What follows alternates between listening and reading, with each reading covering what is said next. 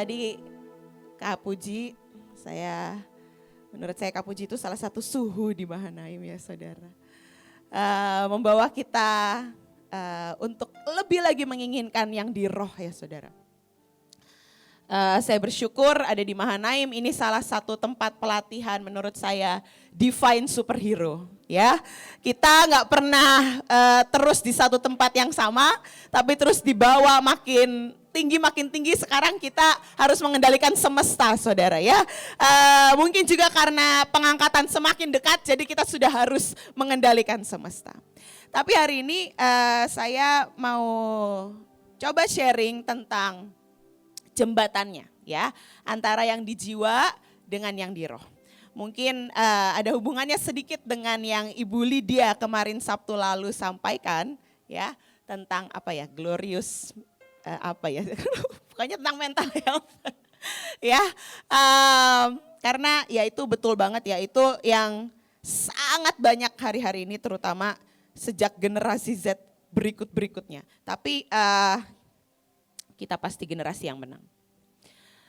Persiapan, tadi Kak Puji share ya, persiapan 18-20-31, kami ini dapat dari tim mempelai untuk isi cawan 7 hari berturut-turut di Maligai saudara.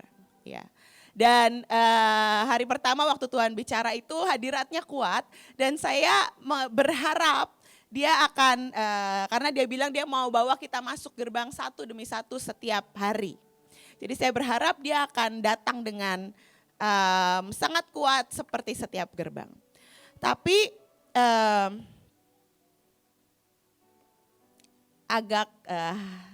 saya agak sedih karena di hari keempat, hari kelima,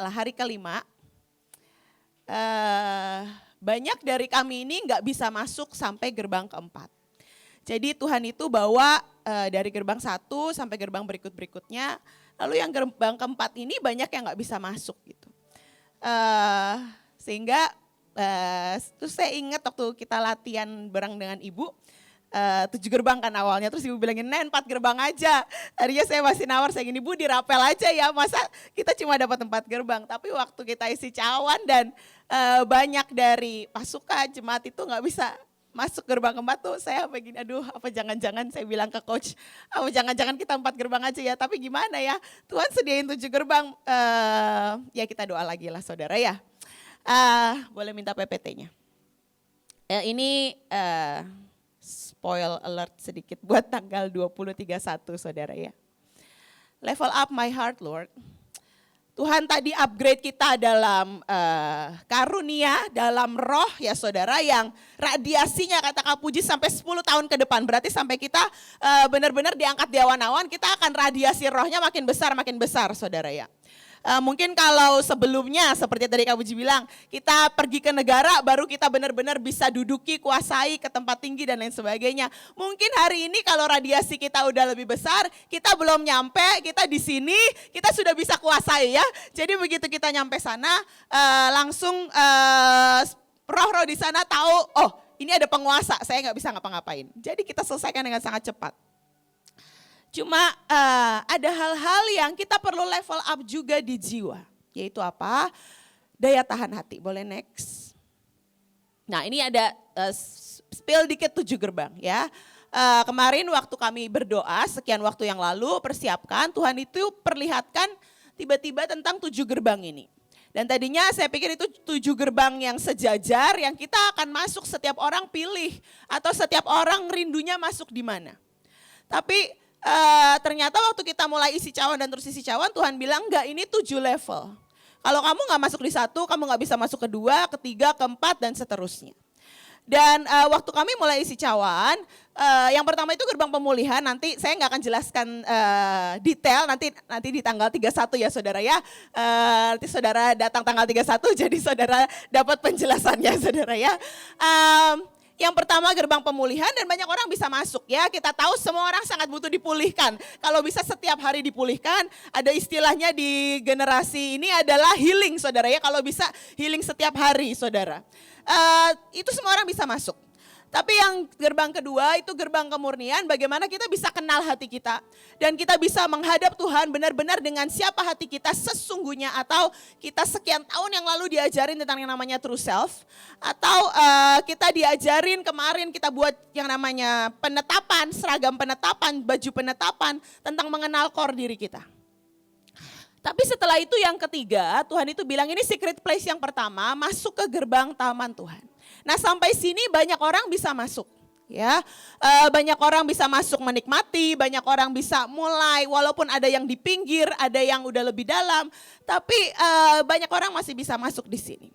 Bagaimana Tuhan bicara tentang betapa Dia mencintai hidup kita, bagaimana Tuhan bicara tentang impiannya buat hidup kita, sampai di sini banyak orang masih masuk. Tapi di gerbang keempat, itu gerbang penetapan dan hati Tuhan. Tuhan itu bilang ini gerbang secret place yang kedua. Kalau di gerbang secret place yang pertama itu masih Tuhan mencurahkan hatinya. Tentang cintanya, tentang kasihnya, tentang semua yang Dia punya, tentang impiannya buat hidup kita. Ya, dan itu mengangkat iman kita, itu mengangkat hati kita, itu mengangkat cinta kita. Tapi di gerbang keempat, itu bukan tentang sebagian besar kita lagi. Tapi 80% sudah tentang Tuhan, 80-100% tentang Tuhan. Tentang moodnya Tuhan, tentang Tuhan maunya apa, tentang tujuannya di setiap proses itu apa. Dan ternyata masuk di maligai pribadi one on one ini, yang membuat saudara dan saya bisa punya sebuah otoritas dan kuasa buat menetapkan straight dari hatinya. Tapi waktu kami isi cawan, kami belum bisa masuk. Banyak yang belum bisa masuk. Sehingga Tuhan itu, padahal saya bisa lihat Tuhan sediakan sangat banyak, tapi kita gak bisa masuk. Dan itu sejujurnya sedih sih saudara ya.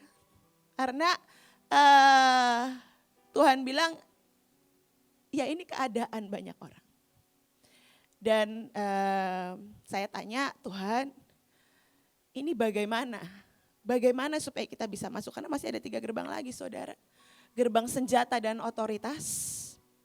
Begitu saudara mulai menangkap hatinya, maka saudara bisa sungguh-sungguh tahu otoritas yang ada di dalammu. Gak cuma saudara, iblis sangat tahu otoritas yang ada di dalammu. Kemanapun engkau pergi, engkau punya otoritas. Kemanapun engkau pergi. Yang keenam, gerbang jubah dan doa bangsa-bangsa saudara ya. Ini juga gerbang ternyata yang di atasnya, yang kita benar-benar bisa kenakan dan kita bisa kuasai bangsa-bangsa. Dan yang ketujuh yang tadi Kak Puji jelaskan, kita mau sampai ke sana gerbang supranatural. Karena saya lihat di gerbang ini seperti setiap orang yang sudah masuk gerbang ini dan sudah menerima, itu kayak di supranatural itu kayak mainan saudara. Kayak apa ya, isinya itu tempat orang bisa, gak tahu saudara pernah lihat film-film superhero yang bisa terbang-terbang di arenanya. Nah Dr. Strange mungkin ya saudara ya, itu ada satu tempat yang benar-benar daerah markas dia. Jadi dia cuma terbang-terbang aja, kamu pilih senjata yang mana, tapi juga untuk discover, menemukan, oh ternyata Tuhan bisa begini, ternyata Tuhan bisa begini, itu kayak permainan aja kalau di gerbang ini ya. Kita berdoa kita sampai ke sana ya. Next. Oke. Tapi waktu saya berdoa, Tuhan itu kasih satu statement ini. Karena waktu kami terus berdoa dan minta Tuhan tolong supaya kami bisa masuk. Dan Tuhan itu bilang gini, untuk masuk gerbang keempat, kuncinya itu adalah hati yang tahan dengan semua yang Tuhan berikan. Atau bahasa lebih gampangnya, tahan menderita saudara. Bersedia diproses dan stay di situ. Tuhan bilang upah kesetiaan adalah kenaikan level. Kalau hadiah itu kita gak perlu ngelakuin apa-apa saudara. Dan kita dapat, betul ya, itu hadiah. Tapi kalau upah, saudara dan saya kerja, dapat gaji, dapat upah. Saudara dan saya melakukan sesuatu yang diperintahkan oleh pemimpin di atas, kita dapat upah gitu. saudara main game misalnya, ya itu saudara masih dapat upah karena saudara berusaha untuk main game di sana gitu misalnya. Tapi Tuhan bilang ada yang namanya upah kesetiaan. Kesetiaan apa? Itu adalah kenaikan level. Setiap kali kita setia apa? Setia berperang, setia beriman, setia berdoa, setia mengabdi, setia menopang, setia setia berpuasa, setia bertahan dalam proses apapun yang Tuhan izinkan, setia isi cawan. Upah kesetiaan adalah kenaikan level. Jadi kalau banyak orang gini, kenapa ya aku gak bisa upgrade, kenapa aku sama pemimpinku jauh banget jaraknya. Karena ada kesetiaan yang belum sampai kepada taraf kita bisa dapat upahnya. Doanya belum sampai, atau bahasa yang kita sering dengar, cawannya belum penuh. Cawan doanya belum penuh, ketekunan doanya belum penuh, udah berhenti. Cawan tekun berimannya belum penuh, udah berhenti. Cawan tekun melayani dan mengabdi sekalipun diomel-omelin belum penuh, udah berhenti. Dan itu membuat seringkali kita gak bisa naik. Dan Tuhan bilang banyak yang seperti itu. Tapi saya itu kan tanya ya Tuhan, biasanya kan kita itu dapat anugerah buat dikatrol. Kenapa kali ini Tuhan gak katrol lagi seperti biasanya? Biasanya kalau kami isi cawan nggak sampai semua pun, bahkan hanya beberapa mempelai, pemimpin dapat A, B, C, D, maka kami bisa katrol, udah masuk aja pokoknya masuk, terima dulu dengan iman gitu.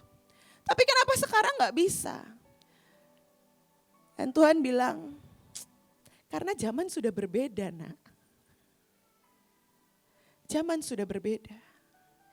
Saudara dengar Bu Nani dan Bu Panglima berkali-kali bilang, sangkakala ketujuh sudah ditiup.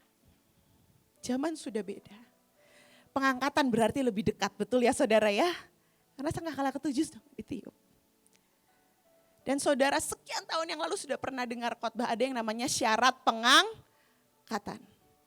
Keselamatan itu free, hanya terima pengampunan darah Yesus, mengakui Yesus satu-satunya Tuhan, tapi pengangkatan itu upah dari kesetiaan.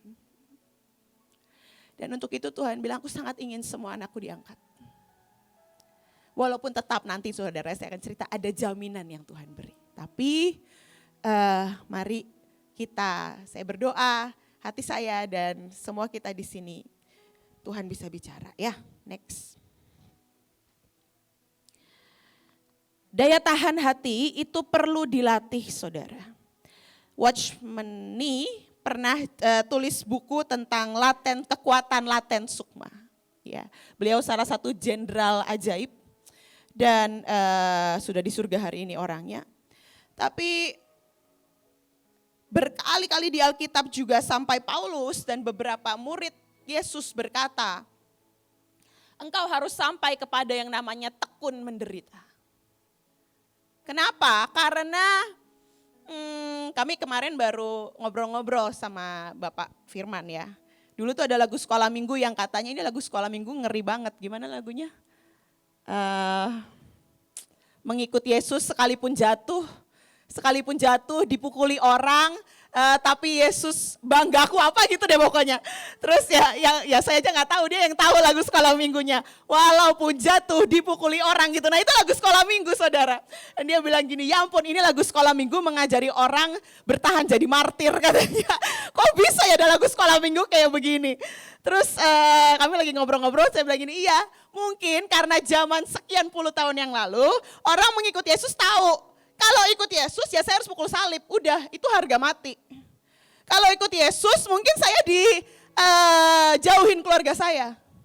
Kalau ikut Yesus mungkin saya dicibir sama teman-teman saya karena saya nggak gaul. Jadi ikut Yesus itu harganya pikul salib. Ya. Tapi dengan semua anugerah demi anugerah yang semakin berlimpah hari-hari ini, kalau generasi hari ini ditanya tentang pikul salib, mungkin hanya 10% yang bisa jawab pikul salib itu apa. Karena daya tahannya sudah berubah, sudah berbeda. Ya. Dan kita hidup di zaman Yang kesakitan itu dihiperbola, saudara. Kalau saudara ingat Ibu Esther pernah kasih video tentang perbedaan antara baby boomer, X, milenial, Z sampai, ya baru Z, Alpha masih kecil ya saudara ya. Yang kalau kejeduk, kebentur tembok, kalau baby boomer, apaan sih gitu ya dia jalan. Kalau generasi X kebentur pintu, terus dia cuma jalan. Kalau milenial kebentur pintu, pintunya dipukul saudara ya. Kalau begitu generasi berikutnya kebentur pintu langsung jatuh, sakit banget. Jadi ini adalah mungkin ini ilah zaman ya. Roh generasi yang kesakitan itu dihiperbola. Saudara tahu hiperbola ya? Intensitasnya itu dinaikin 10 kali lipat. Padahal sebenarnya nggak sesakit itu. Kita nggak perlu, masalahnya itu nggak separah itu sebenarnya. Kita nggak perlu khawatir sebanyak itu. Kita nggak perlu semarah itu. Cuma intensitasnya itu dihiperbola. Makanya kenapa Ibu Lydia kemarin cerita masalah mental health itu kok banyak banget hari-hari ini. Kenapa? Karena tahu saya ini ilah zaman atau menurut saya tetap ada spirit zamannya ya. Ya. Nah, roh kesakitan yang dihiperbola, saudara benar-benar hiperbola. Padahal sakitnya nggak lebih sakit daripada 30 tahun yang lalu, benar ya saudara? Tapi dihiperbola. Tapi Tuhan bilang enggak.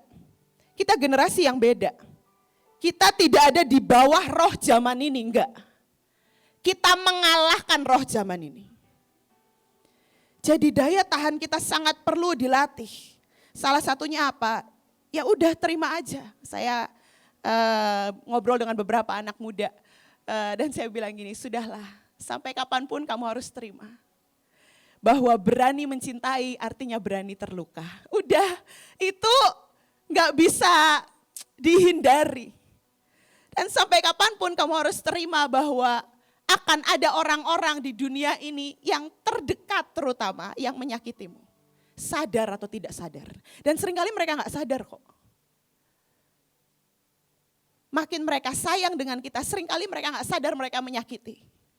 Justru karena mereka sayang. Ya sudah, itu bagian dari hidup. Ya. Kalau saya lihat yang di belakang-belakang ya, generasi-generasi X, boomer, saya yakin buat ibu-ibu, bapak-bapak, sudahlah disakiti sudah biasa buat saya. Mungkin itu sudah makanan sehari-hari. Tapi buat generasi hari ini, kita perlu sungguh-sungguh break saudara ilah zaman ini. Kita perlu sungguh-sungguh break roh yang di atas ini.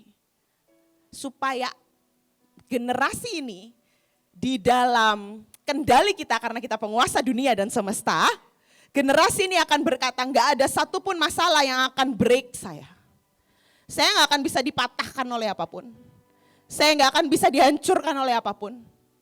Karena saya tidak ada di bawah roh zaman ini. Tapi saya yang mengendalikan rohnya. Next. Ada 4 hal saudara ya yang saya temukan. Bagaimana supaya kita lebih mentally stronger istilahnya. Yang pertama, biar bagaimanapun ini nggak bisa dihilangkan dari kehidupan kita sebagai pasukan terdahsyat. Firman dan kebenaran biarkan itu menembus jiwa. Biarkan itu sungguh-sungguh menembus karena saudara pasti sudah tahu ayatnya Ibrani 4 ayat 12. Sebab firman Allah hidup dan kuat dan lebih tajam daripada pedang bermata dua manapun. Ia menusuk amat dalam sampai memisahkan jiwa dan roh. Saudara, saya belajar dari ngobrol dengan beberapa generasi muda. Gak tahu kenapa banyak dari mereka itu yang mengenal Tuhan dengan otak. Bukan dari hati. Dan mungkin ada beberapa saudara di sini juga. Gimana tuh maksudnya mengenal Tuhan dengan otak? Oh ya, saya tuh harus, kalau pelayanan saya harus begini. Saya harus terlihat baik di depan. Saya harus puasa sebanyak ini. Tapi bukan karena sebuah conviction sebuah sesuatu yang Tuhan keluarkan dari hati untuk melakukannya. Sehingga melakukannya itu karena takut dimarahin, karena beban, karena kalau saya nggak melakukan saya nggak diberkati Tuhan. Dan saya menemukan banyak, nggak cuma generasi ini sih, sebenarnya banyak. Yang mungkin bukan berarti nggak pernah ngerasain jamahan Tuhan, sudah berkali-kali rasain jamahan Tuhan. Tapi balik lagi, jiwanya, dia nggak kenal jiwanya sendiri. Saya kemarin dengar satu hamba Tuhan dari Amerika, lupa saya namanya, dia bilang begini, salah satu doanya dia bilang gini, Tuhan, saya berdoa buat anak-anak saya, anak-anaknya sudah remaja dan dia bilang gini, Tuhan, tolong kasih roh yang merasa bersalah kalau mereka keluar dari jalur-Mu. Berikan mereka sebuah hati yang sangat merasa bersalah kalau mereka keluar dari jalur-Mu. Buat sampai mereka gak enak makan, gak enak tidur, gak enak ngapa-ngapain. Sampai mereka sadar mereka sudah keluar. Atau mereka baru melenceng sedikit aja. Mungkin di sini beberapa orang tua yang khawatir soal anakmu, saudara bisa doa yang sama. Saudara bisa minta, tapi sekali lagi itu kan upah kesetiaan ya saudara ya. Saudara gak bisa doa satu kali. Saudara perlu terus menerus setia berdoa. Minta Tuhan buat mereka punya roh yang gelisah. Sangat merasa bersalah. Kalau mereka keluar dari jalur-Mu. Sampai mereka memutuskan dan sadar bahwa mereka harus balik. Dan biar bagaimanapun itu pekerjaan firman. Ideally, kita perlu baca firman setiap hari. Dan memang harus. Tapi gak cuma itu, waktu saudara dengar firman hari ini, waktu saudara dengarkan khotbah setiap hari. Yang saya yakin setiap kali kita dengar khotbah di sini, dalam satu kali dengar aja kita gak selalu bisa sepenuhnya mengerti. Mungkin cuma 20%. Tapi kalau kita dengarkan 2-3 kali, kita akan lebih mengerti. Dan firman itu, roh Tuhan itu yang ada di dalam firman, itu yang akan menembus ke sini. Jiwa dan roh kita. Dan membuat kita mengerti bahwa waktu saya nyembah saya gak dari hati. Waktu saya deklarasi saya gak dari hati. Waktu saya doa saya gak dari hati. Dan ini gak benar, ini menggelisahkan saya. Karena saya doa gak dari hati. Coba kalau semua orang di tempat ini doa gak dari hati, menggelisahkan hati kita, maka kita pasti semuanya benar-benar dalam unity doa dengan hati dan gak perlu lama. Sekian menit doa udah penetapan jadi, bencana ditahan, semua gampang banget lah pokoknya saudara. Tapi mari minta ada firman yang nembus dan menggelisahkan kita. Kalau yang kita lakukan gak benar-benar dari hati sini. Bukan diolah di otak. Oh ya kalau dari hati itu harus begini. Bukan ya saudara ya. Tapi apa yang saudara tiba-tiba rasa ini gak benar. Doaku ini gak benar. Aku berdoa sih dan aku sudah berdoa 1 jam tapi doaku gak benar. Gak ada kuasa dari doaku hari ini. Minta sampai firman Tuhan benar-benar seperti pedang yang membelah hati kita saudara. Itu yang pertama. Karena di ayat yang lain juga bilang begini. Lukas 2 ayat 35, dan suatu pedang akan menembus jiwamu sendiri. Supaya menjadi nyata pikiran hati banyak orang. Jadi salah satu pekerjaan Yesus adalah menembus jiwa kita dengan pedang. Kalau saudara belum pernah ngalamin, saudara takut, saudara khawatir, saudara marah, dan belum pernah tanpa ada siapapun yang ngomong ke saudara. Tiba-tiba ada pedang yang menembus dan saudara nangis karena saudara merasa sangat bersalah, saudara marah. Bukan karena mengasihani diri sendiri. Tapi saudara merasa sangat bersalah karena saudara sudah nyakitin Tuhan. Saudara merasa sangat bersalah karena saudara malu. Udah sekian tahun jadi pasukan tapi saudara masih melakukan yang seharusnya pasukan bisa menang dari hal itu. Saudara masih marah dengan orang yang sama bertahun-tahun dan tiba-tiba ada sesuatu di hati saudara yang nembus dan saudara malu. Kenapa saya bisa marah dengan orang yang sama bertahun-tahun padahal saya tahu kebenaran dan saya khotbahin kebenaran. Saya berdoa, pedang itu bisa nembus. Tapi sekali lagi, itu keputusan kita. Cuma kita yang bisa minta, Tuhan, tembusi seperti pedang. Walaupun rasanya itu akan sakit. Tapi itu akan memerdekakan, kata Alkitab. Amin. Yang kedua. Ayatnya di Ibrani 13 ayat 17. Taatilah pemimpin-pemimpinmu dan tunduklah kepada mereka. Sebab mereka berjaga-jaga atas jiwamu. Kita punya pemimpin-pemimpin yang Tuhan taruh di atas kita sebagai tudung. Yang tugasnya berjaga-jaga atas jiwa kita. Sebagai orang-orang yang harus bertanggung jawab atasnya. Dengan jalan itu mereka akan melakukannya dengan gembira. Bukan dengan keluh kesah. Sebab hal itu tidak akan membawa keuntungan bagimu. Jadi yang kedua saudara, kalau kita punya tudung, kita punya pemimpin di atas kita. Usahakan jangan bikin kesel saudara ya. Jangan mengesalkan hatinya, walaupun sebagai pemimpin di Mahanaim saya tahu dengan segudang pengertian yang kita diajarkan. Walaupun orang sengeselin apapun, saya harus tetap peluk, saya harus tetap mengasihi, saya harus tetap doakan. Ya, itu percayalah pemimpin-pemimpin di Mahanaim sudah sampai ke saudara, kelas itu saudara ya. Tapi biar bagaimanapun, waktu kita ini berkenan di hati pemimpin kita, mereka itu akan melakukannya dengan gembira. Dan itu mendatangkan keuntungan buat kita. Kayak misalnya, Bu In berkali-kali cerita, kalau saudara minta warisan, jangan habis ngeselin ujuk-ujuk gitu ya saudara. Bu pokoknya doain gitu ya. Ya ibu doain sih, ibu akan tetap doain. Tapi yang ngalir mungkin 5-10% saudara paling banyak. Tapi waktu saudara melayani, memberikan makanan kesukaan gitu ya. Mungkin saudara nggak minta didoain. Tapi tiba-tiba atmosfer aliran warisan itu mengalir saudara. Bahkan tanpa saudara perlu ditumpangi tangan.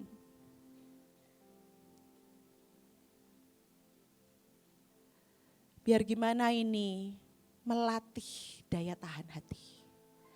Karena hati perlu dijaga dan selain kita sendiri yang menjaga, seperti kata Alkitab, jagalah hatimu dengan segala kewaspadaan, ada pemimpin di atas kita yang berjaga-jaga atas jiwa kita. Jadi usahakan diri kita berkenan saudara ya, bukan menjilat, bukan, jangan jilat orang.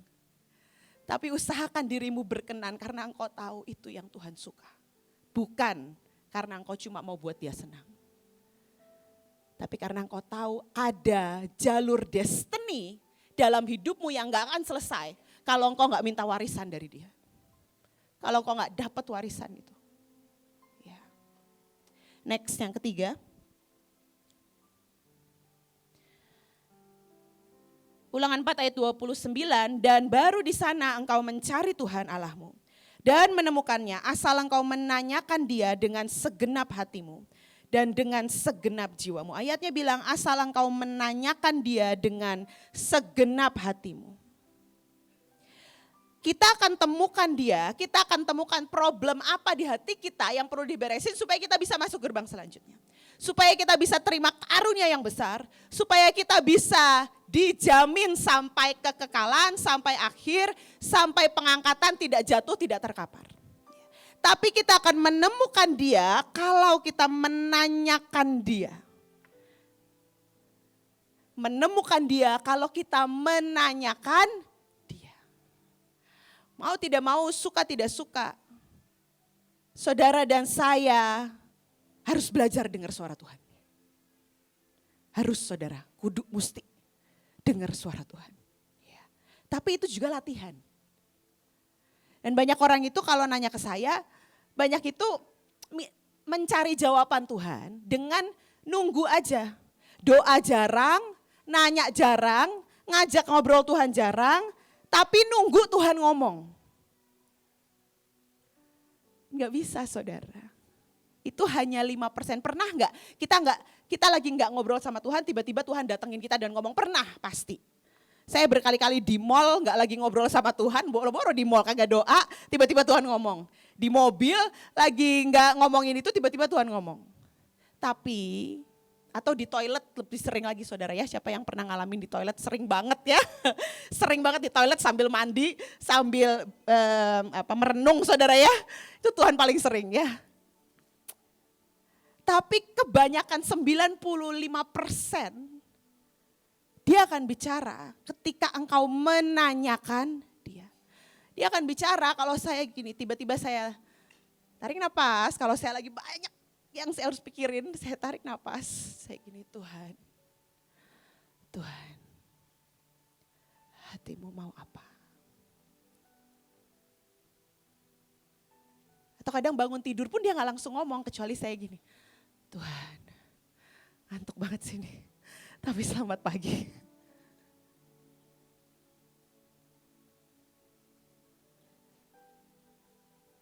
Dan tiba-tiba inisiatif dan kerinduan dari hati saudara dan saya yang menanyakan dia akan menarik dia buat datang saudara dan bicara. Karena kita punya Tuhan yang sangat suka bicara dengan umatnya. Jadi mari tanyakan dia.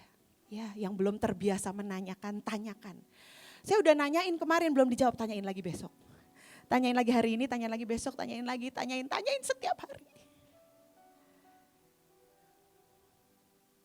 Dan hatimu koneksi dengan dia pasti berubah. Next, yang keempat.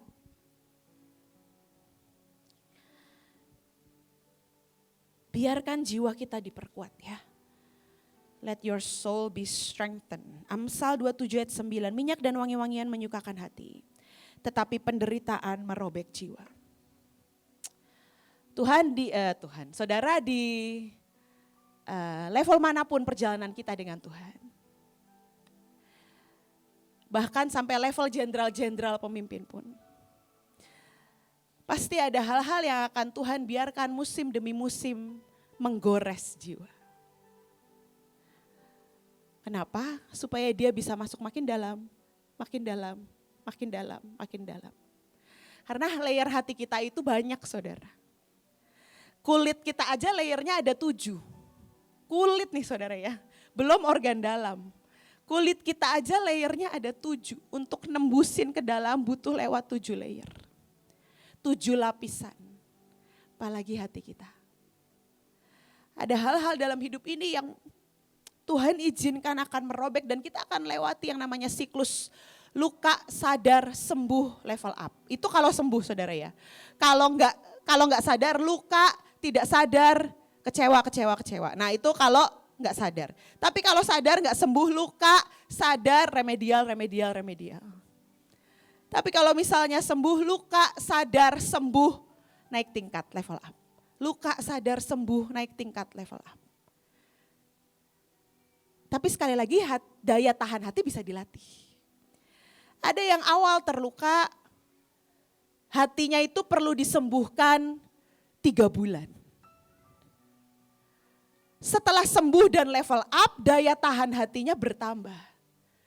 Musim berikutnya terluka, cuma butuh 1 bulan buat sembuh. Musim berikutnya setelah sembuh, cuma butuh 1 minggu buat sembuh. Berikutnya 3 hari, 1 hari, dan mungkin sekian jam atau sekian menit. Tergantung lukanya seberapa. Tapi sampai kapanpun ini jembatan antara yang di jiwa dengan yang di roh. Kalau kita mau terima sungguh-sungguh karunia yang radiasinya gila-gilaan itu saudara. Ya. Kita perlu biarkan Tuhan bawa kita sempurna. Tubuh dan jiwa juga. Karena ayatnya bilang menjelang hari kedatangannya hendaklah engkau didapati sempurna tubuh, jiwa dan roh kita. Akan selalu ada hal yang menggores dan melukai yang Tuhan izinkan. Tapi jangan pernah berhenti sampai di situ. Jangan pernah lari, jangan pernah kecewa. Percayalah saudara, daya tahanmu akan bertambah. Dan engkau akan mentally stronger, much stronger. Bagaimana kita bisa lawan ilah zaman ini? Kalau kita biarkan, setiap kali ada robekan, no, aku harus sembuh. Gimana caranya Tuhan? Kalau saudara masih merasa perlu nangis, ya udah saudara nangis dulu 30 menit, terus saudara balik lagi, Tuhan tolong, Tuhan tolong. Do anything, lakukan apapun yang saudara bisa dalam tanganmu untuk membawa dirimu sembuh. Kalau saudara mentok gak ada ide, saudara datanglah ke pemimpin yang berjaga atas jiwamu. Dan tadi ayatnya, taatilah yang mereka ngomong. Dan itu akan bawa kita ke gerbang demi gerbang, saudara. Next, suka gak suka kita hidup di ilah zaman ini, we are fighting, kita bertempur dengan the God of this age. Saya tuh lagi merenungkan AI kemarin. Karena kita sudah hidup di zaman AI itu sudah diinjeksikan ke setiap bagian teknologi.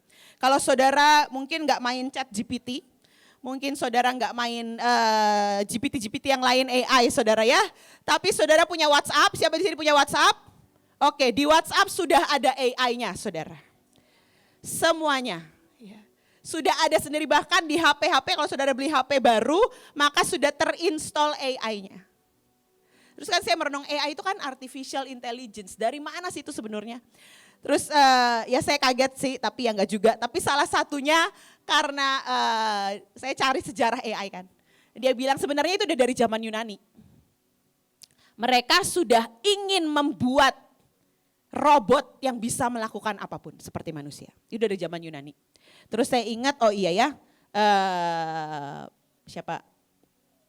Yohanes. Waktu di Patmos di Yunani ya saudara ya, Yohanes waktu di Patmos dia dapat penglihatan tentang binatang yang ada nyawanya, bisa mengerjakan sangat banyak hal, dibunuh bangkit lagi, dan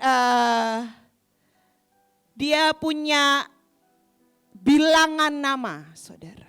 Dan bilangannya itu bilangan seorang manusia, barang siapa yang tahu, siapa yang berhikmat, baiklah ia menghitung bilangan binatang itu dan lain sebagainya. Biar bagaimanapun kita hidup di ilah zaman ini. Tapi kita harus tembusi. Menurut saya AI itu radiasinya seperti mamon saudara. Dibilang mau hidup gak pakai mamon juga selama masih di dunia gak bisa. Ya kan saudara masih pakai duit ya saudara, siapa di sini berkata saya supranatural, saya nggak butuh duit. Kalau saya makan setiap hari saya tinggal ciptakan tuing makanannya keluar kan. Saya yakin, ya saya juga pengen sih kayak begitu ya, tapi belum ada saudara ya. Kita mungkin nanti ke sana saudara ya. Tapi kan kita butuh duit. Kita butuh kerja, kita butuh beli sesuatu, kita butuh beriman buat setiap kali KKR, setiap kali pergi ke bangsa-bangsa dan lain sebagainya, provinsi dan lain sebagainya. AI juga gitu. Tuhan bilang tentang mamon, jangan kau tidak bisa mengabdi kepada dua tuan, tapi bersahabatlah dengan dia selama kau bisa gunakan dia. Selama kau bisa manfaatkan dia. Sama AI, jangan apa-apa nyari informasi di AI, nanti spiritnya makin lama makin masuk saudara ya.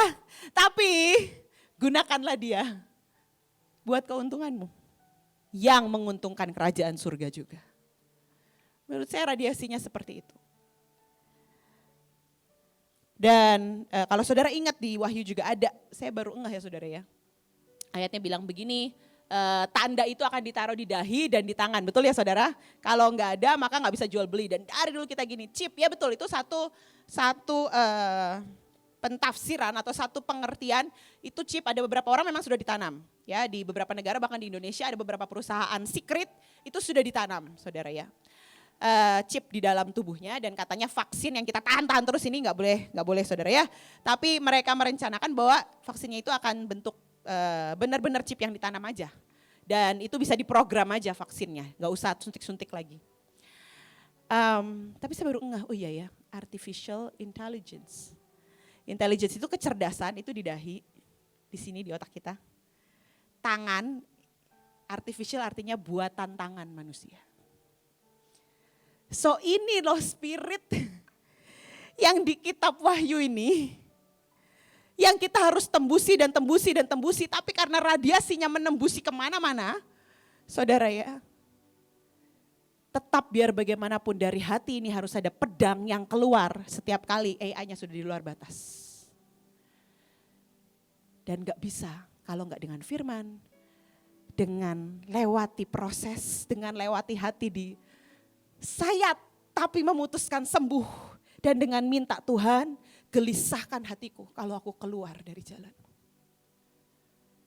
Dan itu akan nolong sekali, saudara. Sedikit next. Ada beberapa hal, ini hanya contoh aja. Di Amerika ada orang tua yang punya anak dengan diagnosa autis, anak remaja, yang menuntut salah satu program AI namanya Character AI. Kenapa? Karena program ini, aplikasi ini berkata bahwa dia boleh bunuh orang tuanya. Dan ini gak cuma aplikasi ini, saya yakin ya, ada banyak yang namanya AI, dia gak punya hati. Dia cuma punya otak, dia merasa kalau orang udah jahat, misalnya orang tuanya, anaknya kan curhat tuh. Orang tua saya ini suka gak mengerti, suka kasar sama saya dan bla bla bla bla. Maka jawaban AI adalah kalau ada orang kasar ya kamu bales. Dan sampai disu, dan ini sangat mengerikan. Tapi di satu sisi Australia, Kak Puji mau ke Australia ya Kak Puji. Satu sisi bisa dikawal ini juga kali, saya pikir Australia di courtnya sudah approve bahwa sosial media itu dilarang untuk anak di bawah usia 16 tahun katanya. Karena tingkat bunuh diri dan tingkat depresi udah keterlaluan di sana, di anak-anak usia 16 tahun ke bawah, dan seringkali gara-gara sosial media. Ya, waktu saya lihat di postnya di Instagram, komennya pada begini, Indonesia kapan? Indonesia kapan? Terus beberapa orang tua bilang gini, lu aja yang males didik anak sendiri, didik anakmu sendiri, gak usah tanya Indonesia kapan katanya. Tapi ya, Australia bukan negara pertama, saya dengar ada negara lain di Eropa juga melakukan itu ya. Berarti kan kenapa kalau sampai keluar ini, berarti sudah keterlaluan efek dari ilah zaman ini yang mencoba menghancurkan begitu banyak. Tapi sekali lagi kita orang-orang yang menembusi dengan pedang, kita orang-orang yang daya tahan hatinya semakin kuat, amin. Dan kita tidak akan dikalahkan, tidak akan pernah ada di bawah tudung ilah zaman ini, amin. Oh ya, saya ingat hari Sabtu kemarin waktu ibadah saudara, ini jaminannya saudara ya. Sebenarnya ada ayatnya saya bacain aja sekali. Di Wahyu 14 ayat 1, dan aku melihat sesungguhnya anak domba berdiri di Bukit Sion dan bersama-sama dengan dia 144.000 orang. Dan di dahi mereka tertulis namanya dan nama bapaknya. Jadi setelah ayat tentang binatang itu, dengan bilangan namanya, ayatnya berkata Tuhan memberikan sesuatu di dahi mereka yang tertulis namanya dan nama bapaknya. Dan hari Sabtu kemarin waktu lagi penyembahan saya baru ingat, tiba-tiba saya tuh lihat lempengan emas sangat besar lembaran, tapi lempengannya itu gak kaku, lentur saudara ya, emas lentur, lempengannya sangat besar dan Tuhan itu potong kecil-kecil sesuai nama saudara, satu demi satu. Dan namanya dan semua yang dia taruh di hati saudara. Dan dia taruh di sini sebagai lencana. Mungkin Tuhan mau berikan itu tanggal 20 atau 31 ya saudara ya, sebagai jaminan. Karena Tuhan bilang biar bagaimanapun tetap ada porsi anugerah dan jaminan Tuhan. Karena itu kenapa kita teriakan 7 sumpah. Yang kalau itu bersautan dan bertemu dengan kerinduan hati kita untuk level up. Hati kita buat level up, buat upgrade. Maka saudara dan saya, gak lama lagi kita semua akan bertemu di awan-awan. Amin.